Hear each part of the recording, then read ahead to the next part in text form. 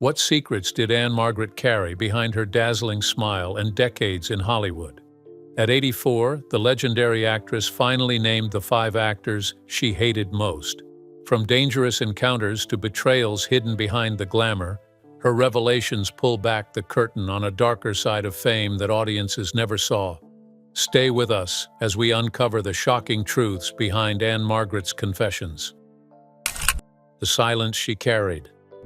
The public adored Ann-Margret as the fiery redhead who lit up the screen with irresistible energy. She seemed untouchable, the embodiment of charm and resilience. But behind that dazzling smile lived years of silence, a burden she carried while the world assumed her life was nothing short of a fairy tale. At 84, her decision to speak isn't just a revelation, it's a reckoning. For the first time, she allowed herself to unseal memories long hidden, ones that showed Hollywood's darkest corners. The secrecy had roots in survival. For decades, studios functioned as fortresses, protecting not the vulnerable but the powerful men who controlled careers like puppets. Women were expected to smile, endure, and never break the illusion. Anne knew that silence was her only shield in a system that would punish her more than her abusers. If she had spoken in her youth, she risked being branded difficult, a label more dangerous than any scandal. Staying quiet meant keeping opportunities alive, even as she buried parts of herself in the process. Her silence also had personal costs. The weight of unspoken truths often crept into her nights, leaving her with an unease that no amount of applause could erase. The audiences saw her sparkle in Bye Bye Birdie and her magnetic presence alongside Elvis Presley in Viva Las Vegas, but what they never saw was the emotional price of playing perfect. In quiet interviews, she hinted at struggles with pain and accidents, but she never opened the door wide enough to let the truth slip through. That door is finally open now. Her decision to speak at 84 isn't a bitter act. It is, in fact, an act of liberation. She had lived long enough to see an industry shifting, however slowly, toward accountability. Younger women dared to name names, and their courage planted something inside her. Time, too, became a factor. The older she grew, the more she realized her story might never be told unless she was the one to tell it. Silence had once been her protection, but now it threatened to erase her truth entirely. Hollywood has a way of mythologizing its stars, polishing their memories until all flaws are erased. Anne feared that if she didn't break her silence, history would remember only the glamour and none of the scars. She wanted the record to hold both, the triumphs and the tragedies, so future generations could understand the cost of stardom in an era that demanded compliance. There's also the simple fact of courage earned with age. In her 80s, she no longer feared retaliation from studios that no longer had the same hold on her. She had outlasted her oppressors. Many of the men she speaks of are gone, and their absence finally gave her room to breathe. But rather than let their legacies stand uncontested, she chose to peel back the curtain, knowing full well the shock it would cause. For audiences who adored her, this chapter of honesty reframes everything. Anne isn't just the vivacious performer we remember, she's also a survivor of an industry that devoured many like her. And the silence she carried for decades wasn't weakness, it was strategy, a choice that let her preserve enough of herself to eventually tell the story in her own voice. But the question lingers: who were the men who caused such lasting wounds, and what exactly did they do that forced her into silence? The answers begin with a name she never thought she would say aloud. What secrets did James Woods leave hidden in the shadows of a film set? Stay with us to uncover the details.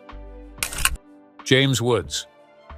The late 1970s were meant to be a period of reinvention for Ann-Margret. She had survived the turbulence of the decade and was preparing to take on roles that would shatter the public's one-dimensional image of her as the playful, seductive starlet. A darker, more serious part had come her way, and she accepted it with cautious excitement. On the surface, it seemed like the perfect project to remind Hollywood she could act with raw intensity. But from the moment she stepped onto the set alongside James Woods, the experience turned from opportunity to nightmare. James Woods, known for his piercing gaze and sharp-edged performances, had a reputation that carried whispers even then. To many, he was brilliant, unpredictable, and relentless in his craft. But to Anne, the set began to feel less like a creative space and more like a cage where privacy no longer existed. She had walked into a trap she did not recognize until it was too late. The first signs came subtly. She felt the weight of eyes on her even when cameras weren't rolling. Crew members seemed nervous, avoiding glances glances as if aware of something they could not speak of. Anne brushed it off at first, believing it was nerves or paranoia, but unease began building with every passing day. It was during a late-night rehearsal that the truth revealed itself. A young assistant, trembling and hesitant, slipped her a tape in secret. On it were grainy images captured from hidden angles, places no legitimate film camera should have been. The footage was invasive, intimate, and horrifying. Anne realized she had been filmed without her knowledge, her privacy stolen and stored on reels of magnetic tape. The discovery shook her to the core. Worse than the act itself was the silence surrounding it. The producers, upon being confronted, minimized her fear and refused to investigate. To them, it was not scandal but inconvenience. The evidence was quietly locked away, and the project was abruptly shelved under the vague excuse of creative differences. In truth, Anne was left with no platform to protest, no justice to claim. The cancellation should have been a relief, but the experience haunted her long afterward. The violation left scars deeper than she admitted publicly. Every new project felt tainted by suspicion, every interaction shadowed by the possibility of betrayal. Woods moved on with his career, his reputation untouched, while Anne carried the burden in silence. For her, that set had become a prison of fear and humiliation, one she never spoke of until much later in life. This betrayal also altered her relationship with the craft she loved. Acting, once a sanctuary where she could express herself freely, became associated with danger. She learned to watch every glance, question every camera, and trust no one beyond a small circle of confidants. The artistry that once fueled her career became tangled with vigilance and dread. Yet even within this darkness, Anne's resilience refused to collapse. She chose not to retreat from Hollywood, but to navigate it more carefully. She studied contracts, demanded more control over her image, and quietly aligned herself with allies who valued her as more than a commodity. Though she remained silent about the specifics, her career choices afterward reflected the lessons she had been forced to learn on that set. What makes this revelation so haunting is not just the act itself, but the system that allowed it to happen and ensured it remained buried. Woods's name, finally spoken by Anne decades later, becomes a symbol of how unchecked power thrived in an industry where women were too often silenced. Her truth reclaims the narrative, stripping away the illusion that fame ever protected her. But James Woods was only the beginning. Another figure adored by millions and crowned with effortless cool would show Anne a different kind of cruelty, one that struck not through surveillance but through physical danger. What dark turn awaited her when she crossed paths with Steve McQueen? Come with us to find out more.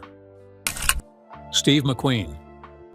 There are moments in life when glamour blinds you to the danger standing right beside you. For Ann-Margret, meeting Steve McQueen was one of those moments. He was Hollywood's rebel king, a man who moved through rooms with an energy that felt electric. To outsiders, he radiated charisma, the kind of presence that drew crowds and silenced doubters. To Anne, at first, he seemed like the daring counterpart who could match her intensity both on and off the screen. What she did not expect was how quickly admiration would turn into fear. Their early encounters were intoxicating. McQueen was adventurous, spontaneous, and charming to the point of disarming. He whisked her away on motorcycle rides through the canyons, the wind whipping against her hair, the thrill of freedom racing through her veins. These moments made her believe in his myth, the fearless outsider who lived by his own rules. But underneath the charm lurked volatility, a restlessness that needed control. The first cracks showed not in words, but in glances. His eyes followed her every interaction, especially when another man entered the room. What others might mistake as protectiveness was, in truth, suspicion. McQueen's jealousy did not whisper, it shouted. Anne felt it in the way his posture stiffened, the sharp questions that followed even the most harmless conversations. His admiration was beginning to feel like surveillance. The turning point came far from the public eye, during a private getaway at sea. What should have been a serene escape instead revealed the depth of his possessiveness. A sudden outburst, sparked by nothing more than imagined betrayal, escalated into violence. In that moment, Anne's safety was stripped away, replaced by the realization that the man idolized for his independence could become terrifyingly dangerous when he believed control was slipping from his hands. The physical incident left a mark, but it was the emotional aftermath that lingered longest. Anne, known for her resilience, kept the story hidden, unwilling to let scandal overshadow her career. McQueen, meanwhile, continued to cultivate his legend as Hollywood's ultimate anti-hero. The world celebrated his films, his speed, his charm, while Anne bore the truth in silence. The divide between public myth and private terror could not have been wider. Living with that secret forced Anne to reshape her boundaries. She became cautious about whom she let close, learning that even the brightest stars could carry shadows darker than anyone imagined. For years, she struggled with the contradiction of remembering McQueen's undeniable magnetism while knowing the pain he had inflicted. The duality gnawed at her, a reminder of how charm can mask cruelty until it is too late. McQueen's reputation as the King of Cool remains nearly untouchable in Hollywood lore. His fans remember the man on the motorcycle, the actor who embodied rebellion on screen. Yet Anne's truth pulls back that polished image, revealing the danger of romanticizing figures without acknowledging the cost borne by those closest to them. Her story demands that the myth be balanced with reality, even if the truth is uncomfortable. For Anne, the encounter with McQueen was more than just a chapter in her personal life. It became a warning etched into her memory. It showed her how quickly admiration could shift into possession, how swiftly affection could transform into fear. It was not a lesson she wanted, but it was one she carried forward, shaping how she navigated relationships and protecting herself from future harm. By finally naming McQueen, Anne reclaimed her story from decades of silence. She broke the spell of his charm and exposed the danger that lived behind his grin.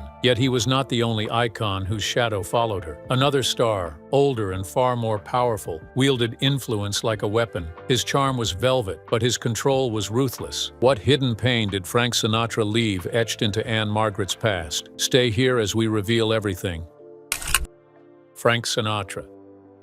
The glow of Beverly Hills in the 1960s had a rhythm of its own. It pulsed with jazz, cocktails, and the unmistakable voice of Frank Sinatra drifting from every speaker. To most, Sinatra was the definition of sophistication, the ultimate showman whose presence transformed any room into his kingdom. For Ann-Margret, her first meeting with him carried the awe of standing before an institution. Yet what began as admiration quickly became entanglement with one of the most powerful men Hollywood had ever known. Sinatra was not like the young rebel she had encountered. He was seasoned, polished, and aware of the reach of his influence. He didn't need to demand attention. It flowed to him effortlessly. To Anne, still balancing the pressures of her rising career, his attention felt like both a blessing and a burden. At first, the relationship seemed cordial, even protective, but beneath the charm lurked a colder reality. When Sinatra wanted something, resistance was not tolerated. Their interactions shifted from professional dinners to increasingly personal encounters, where Sinatra's control revealed itself in subtle, then unmistakable ways. He offered advice that sounded like commands, disguised warnings as compliments, and made it clear that her career could flourish or falter, depending on her willingness to comply. It wasn't a relationship between equals. It was leverage cloaked in silk. The breaking point came in a moment that Anne kept hidden for decades. Behind closed doors, Sinatra forced her into a decision that tore at her core. The details, shielded for years by contracts and fear, involved manipulation that went beyond the personal and into the deeply invasive. She later revealed that medical professionals were even drawn into the situation, not out of care, but as instruments of control. For Anne, this was not only a violation of trust, it was an erasure of choice. When she attempted to step away, the retaliation was swift and silent. Sinatra, with his network of allies in the press and the industry, began to cut off her opportunities. Stories appeared that questioned her professionalism, whispers spread that she was unreliable, and projects quietly disappeared from her schedule. None of it could be traced directly to him, yet the pattern was unmistakable. Sinatra didn't need to raise his voice or strike a blow. His power operated through whispers and signatures, through phone calls made in rooms she was never allowed to enter. What made this period especially devastating was its invisibility. To the public, Anne's career looked steady, her performances vibrant. But behind the scenes, doors closed inexplicably and allies distanced themselves without explanation. The machine was moving against her, and she could not fight it openly. To challenge Sinatra was unthinkable in that era. His name was a fortress, and no one dared breach it. For Anne, survival meant silence. She buried her pain, refusing to let the public see her broken, and pushed forward with projects that remained within reach. Yet the psychological toll was immense. Every time she stepped onto a stage or a set, she carried not just the pressure of performance, but the knowledge that her fate was partially controlled by forces she could not name aloud. In later years, when Sinatra's legend only grew, Ann found herself caught between memory and myth. The world remembered him as the voice of romance, the leader of the Rat Pack, the eternal symbol of cool. But to her, he remained the quiet executioner, the man who could take everything from her without ever raising his hand. By finally naming him, Ann shattered a silence that had once been her shield. In doing so, she forced the world to confront the darker side of a figure idolized by generations. Yet Sinatra was not the only icon whose shadow darkened her life. Another, even closer to her, would bring her both fire and pain. His music, his fame, and his hold on her heart made the betrayal cut deeper than any other. What happened when Elvis Presley's passion for Ann-Margret turned into a storm of jealousy and control? Come with us to see what lies ahead. Elvis Presley.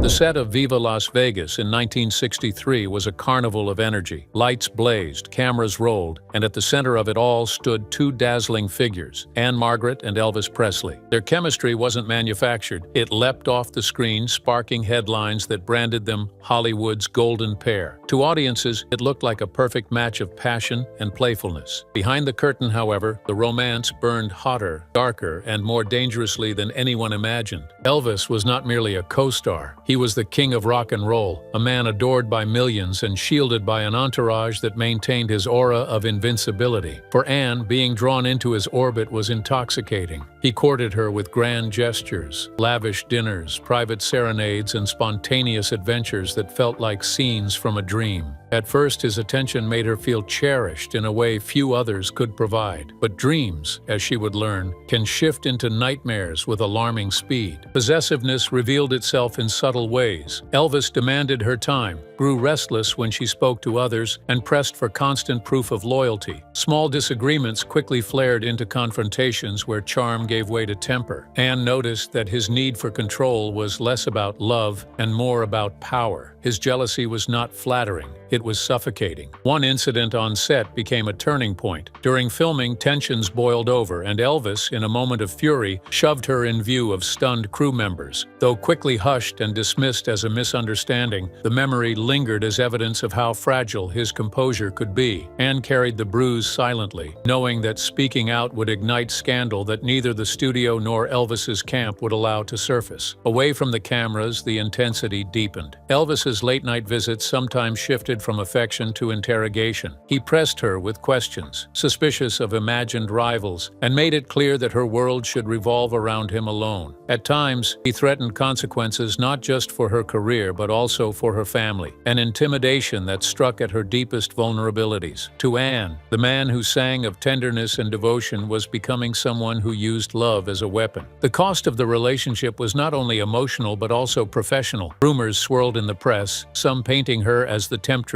threatening Presley's engagement to Priscilla. Studios worried about backlash, forcing Ann into a tighter corner where silence became survival. She realized that the only way to preserve herself was to break away, even if it meant severing ties with the man who had once captivated her completely. Walking away from Elvis was not a simple choice. It meant disentangling herself from a cultural giant whose shadow stretched across the globe. It meant carrying memories of moments that were both beautiful and brutal, never able to erase one without recalling the other. But Ann chose autonomy over control, freedom over fear. That decision marked a painful but necessary reclaiming of her identity. For decades, the world continued to idolize Elvis, immortalizing him as the king. Ann, however, held the quieter truth. Behind the crown was a man whose insecurities transformed affection into domination. Her willingness to finally speak of it stripped away the illusion that her time with him was only golden. It was love, yes, but love entangled with control, jealousy, and intimidation. By naming him, Ann did more than recount a romance gone wrong. She revealed the cost of being close to someone the world refused to question, showing how power and adoration can turn toxic when they leave no room for equality. Her story turns the spotlight away from myth and onto reality, demanding that audiences see beyond the glitter. But Elvis was not the only figure shaping her fears. Another woman's fate haunted Ann like a ghost, a reminder of how close she came to vanishing into the same abyss. What warning did Marilyn Monroe's tragic story plant deep inside Ann Ann-Margret's heart. Come along as we uncover the hidden story.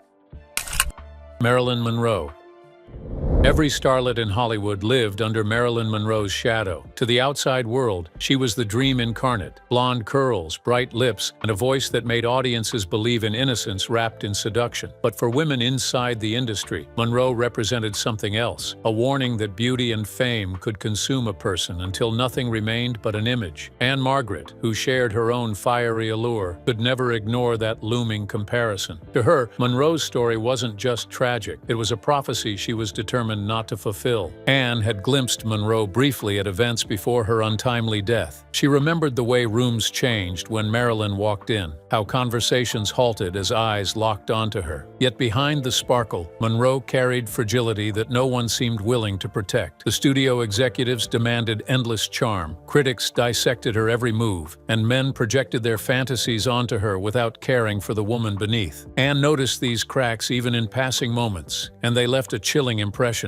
When news broke in 1962 that Monroe had died under mysterious circumstances, Anne was shaken more deeply than the public ever knew. She was still at the start of her career, yet she felt as if a road sign had been erected in front of her. This is what happens when you surrender entirely to the machine. The whispers of overdose, the unanswered questions about powerful men in her orbit, and the abrupt erasure of her voice all became lessons Anne carried with her. In private, Anne studied the patterns of Monroe's life. She watched how Marilyn had been typecast into roles that mirrored the public's fantasy rather than her own talent. Anne vowed not to let herself be trapped the same way. When studios tried to pigeonhole her into endless sex kitten parts, she fought for variety: comedies, musicals, dramas, even gritty television roles. It wasn't just ambition, it was survival. She knew too well what happened to women who became stuck in a persona they could no longer escape. There was also the darker parallel, the way both women attracted powerful men who saw them as possessions rather than partners. Anne had already experienced jealousy, intimidation, and control from her relationships with stars, and Monroe's fate magnified her fears. If Marilyn, beloved by millions, could be discarded so quickly, what chance did anyone else have? It was a chilling realization that fame could not shield you from exploitation, and adoration from the crowd often masked indifference behind the scenes. Anne also wrestled with the idea of legacy. Monroe's death turned her into an eternal icon,